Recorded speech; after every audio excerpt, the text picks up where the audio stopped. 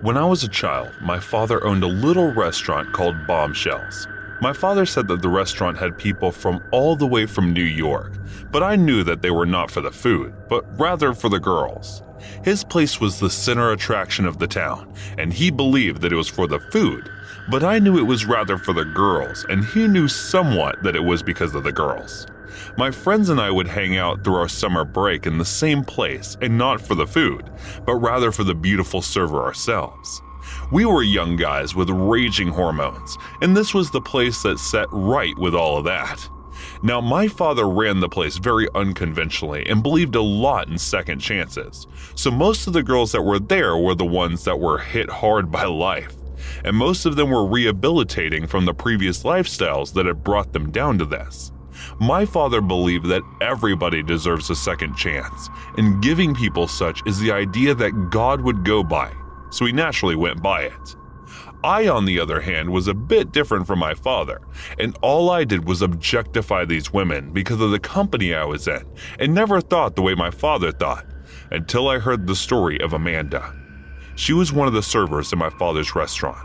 My friends and I were hanging around the kitchen a lot, and we all just ever needed an excuse to hang around the girls when my father found out about the things I was doing. He caught me and decided to take me to one of the workers that worked for him in the restaurant. He took me on a Sunday to meet her. We arrived at around 10 a.m. and Megan sat us nice and offered us a drink, and then my father left me there to spend a day with her. I was not sure why I was there. Megan was dressed in her work outfit, and she came an hour before us from the shift. She told me to be comfortable and came closer and told me, "Your father told me about you. I know you boys have these raging urges in this age, and there is something that I can always do that is going to pave two roads for you, the right one and the wrong one. It is on you which one you take." I looked at her, and I was clueless about what she was trying to tell me. I looked at her blank and confused. She then looked at me and took her dress off and was standing blank naked in front of me. And as soon as she did that, I closed my eyes and said, "What the hell are you doing?" She looked at me and she said, "You don't want it?" And I said, repulsing, "No, what the hell is wrong with you?" And then she started sobbing and I said, "I did not mean it that way." And I just told her to get dressed back, and she did. And now she was crying and apologizing and said that my father told her to do all that. And in that moment, I thought, well, the very image that my father is holding is clearly a ruse. She then went on to tell me that there is a whole prostituting ring that has been working from that place, and it was just so hard to imagine my father as a pimp, and I was pissed at that fact. And moreover, I was annoyed by all the hypocrisy that he was portraying. And she went on to tell me this story. "I was 21 and homeless when your father saw me on the side of the road.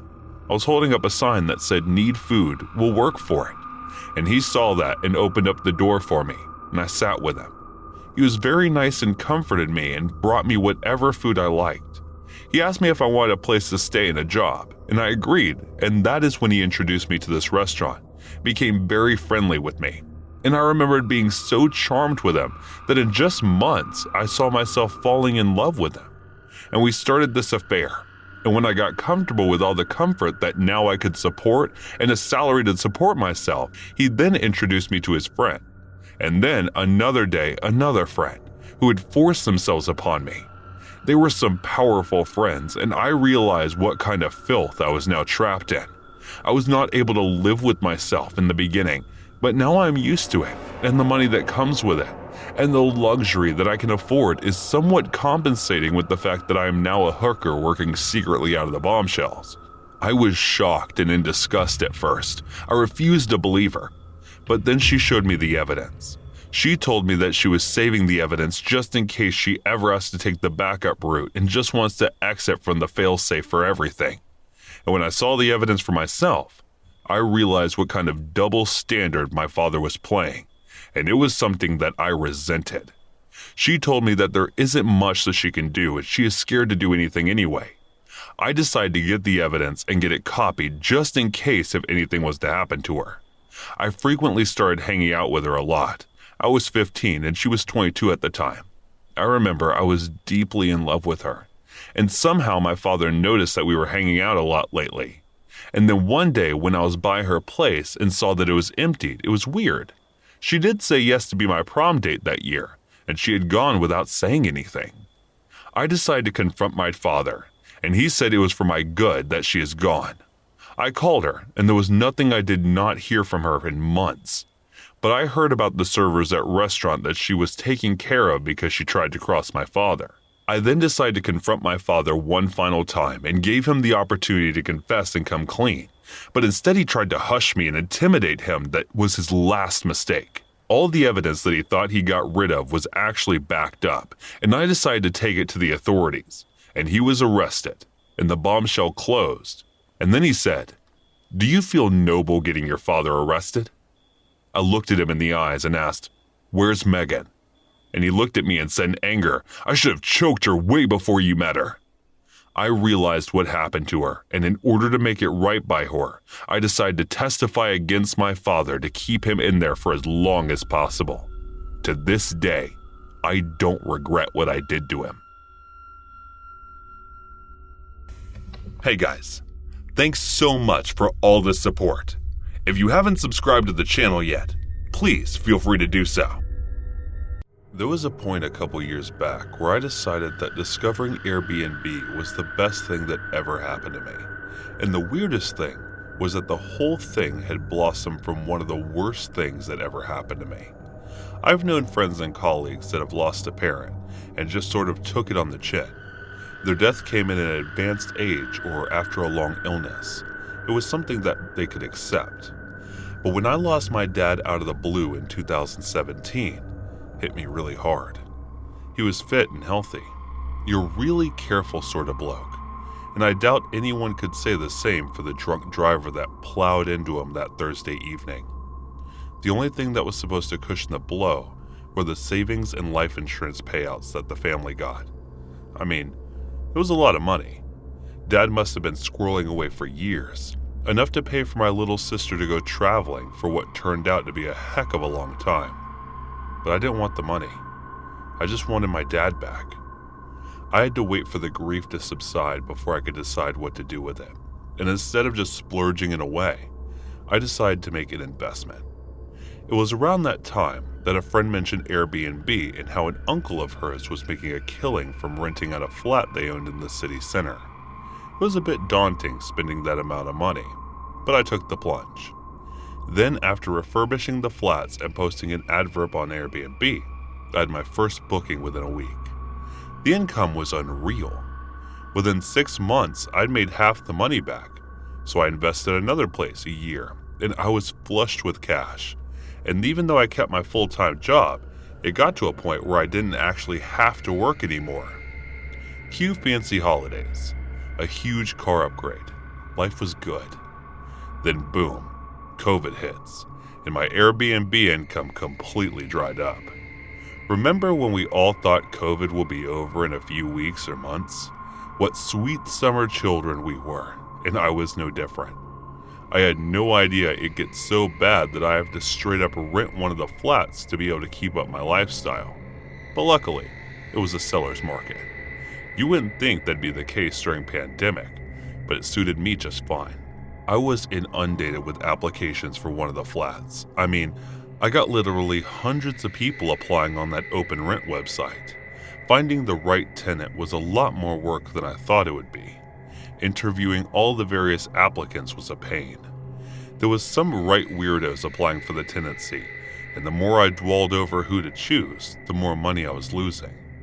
But then one morning, I wake up to an email for a prospective tenant, telling me they'd be willing to pay $350 extra in rent every month, but that they'd have to move in by the end of the week. They didn't even want a viewing. They were happy enough to move in based on the photos I posted online. 350 quid extra was 50% over the odds, and way too good for an offer for me to turn down when I gave the bloke a ring. They seemed normal enough. It was pretty much done deal. All I had to do was hand them the keys. But when I actually met the bloke last December to do a masked up sanitizer-soaked socially distant key handover, it seemed anything but normal.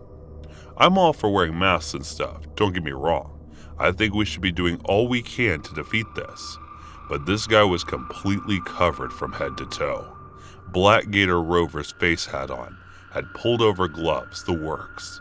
I had absolutely no idea who I was handing the keys to really, just that they identified themselves as Stefan, in the same name as the account they contacted me. He barely spoke, and the whole interaction gave me a bad feeling. So I tell him I'll come by in a couple of days to see how he was doing. He had already paid me 2 months' rent on top of a security deposit, so that was basically stuck with him for the time being. I was starting to think my desperation for cash was about to get me in a lot of trouble. About a week later, I gave Stefan a ring to make sure he's settled in all right. I have to call him like 6 times before he answers, and when he finally does, he seems in no mood to talk, but he still somewhat reluctantly agrees to let me stop by. I start worrying about what sort of state the flat is going to be in, but little did I know that I wouldn't be seeing it at all. He refused to open the door to me, citing social distancing and stuff which I understand and respect, but there are ways to conduct a flat inspection without violating the whole 6-foot rule. I insist he refuses. I insist some more. He refuses some more. By the time it got to him threatening to call the police, any potentially good relationship we might have had goes right out the window. Right when he says that I would my mask down to make myself heard more clearly, and I catch this horrendous smell in the air, when it's so bad that actually silences me for a moment. I find myself putting my mask right over my mouth and nose, and the argument with Stefan trundles along with him agreeing to send me a video of the flat's current condition. The conversation ends, but I hang around for a minute to try to work out where the horrible smell is coming from. It seemed to permeate the entire corridor, like it was almost impossible to work out its exact source. And with it being so intense, nor did I want to, I just prayed it wasn't coming from the apartment. I just rented out. As you can imagine, I'm quite annoyed at that point. And as I walk back across the street toward my car, I turn back to have a look at the window of the apartment. Now my eyes are terrible, but I could suddenly see that this Stefan character and all the curtains closed, but had opted to hang a weird kind of mask in the window. I think it was a paper mache or something, and it must have been really old because it looked all shriveled, with long, wiry black hairs framing this pretty creepy looking face. I remember letting out an audible sigh like, Christ almighty, this is going to get so much worse before it gets better. And suddenly, the mask just disappears back into the curtains. It wasn't just some creepy old piece of decor. Someone had been wearing it and watching me while they were doing so. Stefan then sends me a video of the flat, which looked fine, only there were one corner of the living room that he apparently refused to show me. I pressed him on it. He pretended not to know what I was talking about, and I decided to quit while I was ahead. It took a week before I started getting complaints. Other tenants in the building who must have gotten my number from the management company started calling me up to complain about the noise and the smell coming from flat 20, the one I own. And then after a while, the calls stopped being complaints and started more like warnings. Warnings about the things they'd heard coming from Steven's flat, and now the smell had gotten considerably worse. But still, Stefan refused any kind of formal flat inspection, and he still does even now. I drove past the flat about 2 weeks ago now. One evening when I was driving home from work. I'd had a late one at the office, so it was about 9 at night when I decided to take a little detour to check out the flat. I was met with almost immediate regret. Apparently, Stefan only uses red bulbs to light the flat after dark, and I'm staring up at the windows like, what's his freak up to now? When I see 2 people like running or jumping around the living room, completely naked by the looks of things. He's obviously not the only one living there now, despite there only being his name on the lease. I suppose this isn't even really a story because it doesn't have an end yet. I've already decided that I'm not going to renew Stefan's lease, that the flat that when his 2 months are up. I'll ask him to leave, or else get the authorities involved. Well, that's about the only thing I'm certain of right now. I have no idea what he's doing in my bloody property. What's making that bad smell, or who the other person is. Things have gotten pretty bad at this point, as I knew they would. But I have a really grim gut feeling that they can get infinitely worse than getting Stefan out of the flat is going to be much more trouble than I ever imagined it would. It's not even worth the money anymore. No amount of money is worth finding out what he's done something awful in there. I'll try to keep you guys updated in the future if I'm still in a fit state to do so. Because God only knows what untold horrors await for me in that flat. And God knows what Stefan will resort to in his efforts to keep me and everyone else from finding out. Wish me luck, guys. Things are definitely about to get weird.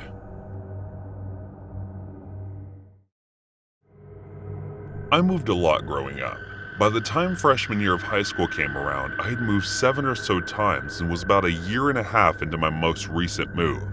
I had found a pretty close group of friends in middle school, and we all went to high school together. I met him through one of those close friends. They were in a band together, and even though he was almost 4 years older than us, we welcomed him into our group. Sam was easily twice my size, tall and heavyset, and originally kind of intimidating. Although I was never afraid of large men before him. Lesson learned. I had a kind of band home life, and I spent as much time as I could at school, sometimes hanging around the school campus until about 6 or 7 at night with this friend group. 3 of us lived in the same direction, and we would walk the half-hour trip together until our paths split. On slightly colder evenings, Sam offered to walk me home, since the others had gone home already. I just thought he was being a gentleman. He mentioned something from a previous move when he lived in California. He didn't walk a friend home and something horrible happened. He left it at that, and I let him walk me home. We got a lot closer after that. We bonded over both living in California and exchanged numbers. He would message me late into the night about his depression and self-harm, and I just wanted to help. A few months later, he tried to ask me out. It was this big romantic gesture. He learned a Disney song on the ukulele and sang it to me in the cafeteria, but I was already dating someone, then I turned him down. He got angry, a freaky, quiet, twitchy kind of angry. I felt so bad I started seeing him everywhere. We were still friends, we would still hang out in groups, but I would pass him on the street walking somewhere, and a few minutes later, I'd see and he'd change directions and he'd start to follow me. He would walk me to class by following me in passing periods at a distance. I started to minimize the group time we spent together, and he would follow me more. I had friends meet me at each class and walk me to the next one because I felt unsafe, and he knew where I lived. And then he started to talk to me, but 2 mutual friends, about the one girl in California who had tried to walk home. At first he just shared my name, some crazy coincidence. Then she had the same brown curly hair and blue eyes, and every time he rambled about her, she became more and more like me. And then he said what happened. Over a literal week, this fantasy evolved. They were walking home and they were jumped by some guy with a knife. It was a robbery gone wrong with her birthday, January 24th. My birthday as well, and she did horrible and couldn't react in time. She bled out in his arms. Sarah, who had brown curly hair, blue eyes, my name, my birthday, and sounds just like me, bled out of his arms. Each retelling added more and more detail, and this guy with a sick fantasy about my death would follow me around and knew where I lived. My boyfriend was abusive mentally and physically, but I stayed as close to him as I could whenever I could, because if the worst happened, I knew for sure that he could throw a punch. I never felt safe at school or in our little town walking home from school and at dark. One day at school, he had a breakdown, freaked out, and ran out of the school in a panic. I was sent after him and I found him curled up on the floor. I got closer. I knew about his anxiety and depression, and my safety aside, I wanted to make sure that it was okay.